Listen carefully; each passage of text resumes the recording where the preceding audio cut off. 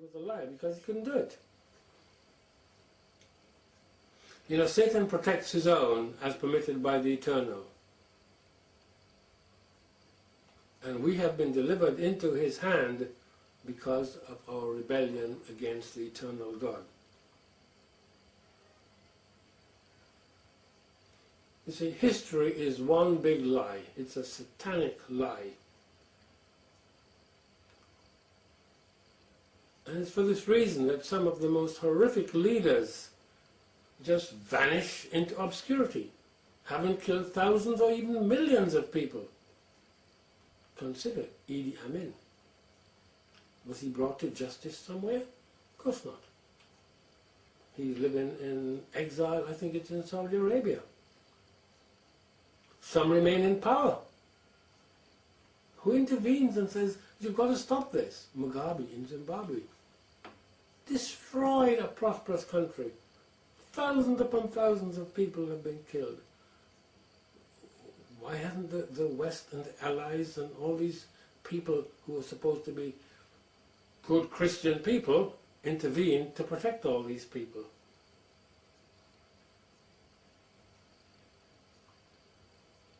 We are lied about some people. We're told that they have died when they have not. Some parade around as big Christian leaders. Just consider the fruit of their deeds. Ask, do they tell lies? Do they kill people? There's a big thing that Saddam was killed, remember? I think it's most unlikely. Saddam was a top Freemason. Freemasons don't kill each other. They embrace each other. A double of no value takes his place. We see that Satan is the father of the evil ones. John 8:44, you are of your father the devil, and the lusts of your father you will do.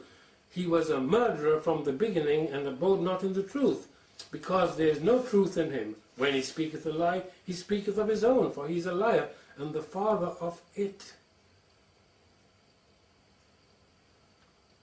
The father of the evil ones is revealed as Satan. And here are the evil ones, his children. Matthew 23:33, Christ says to the Pharisees and the Sadducees and the scribes and all these people, you serpents, you generation of vipers, how can you escape the damnation of hell? We're talking about reality here, aren't we? But the righteous are given power over Satan's kingdom. You know, we might be waiting for the opportunity to walk on a serpent or a scorpion or drink poison at the end times. In Luke 10:19, but behold, I give unto you power to tread on serpents and scorpions and over all the power of the enemy. You see, this is how the Bible interprets itself. It says serpents and scorpions, and you're saying, when am I going to see a serpent? I've never seen a serpent. I've seen scorpion, but I've never seen a serpent in the wild. But it goes on to explain, over all the power of the enemy, and nothing shall by any means hurt you. You see, in Revelation 12:9, the dragon is quite clearly defined as Satan. Revelation 12:9, and the great dragon was cast out, that old serpent called the devil and Satan, which deceiveth the whole world. Are you in the world? Right. You've been deceived. Simple as that. Cut and dry. He was cast out into the earth, and his angels were cast out with him. So if you have been on planet Earth, you have been deceived. I don't care who you are. And that is why we are told the Spirit of truth will be sent to lead us into all truth. I have been led out of deception little by little, and you have the opportunity to be led out of deception little by little.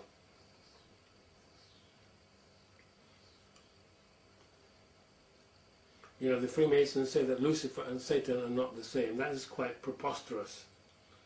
Lucifer was a created being who became Satan.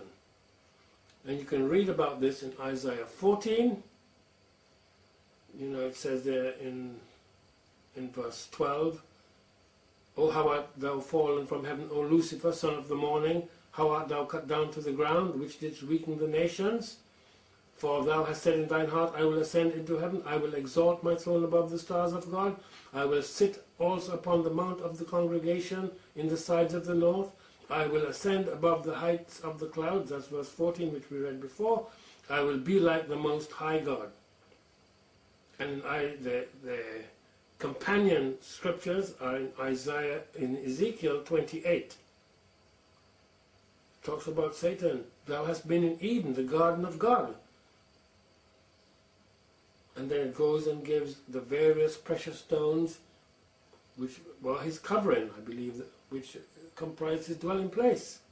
And in verse 14 it says, Thou art the anointed cherub. It says art, but I suppose thou, the anointed cherub, the art is in italics, because he's no longer anointed to that position, because he's been cast out of heaven.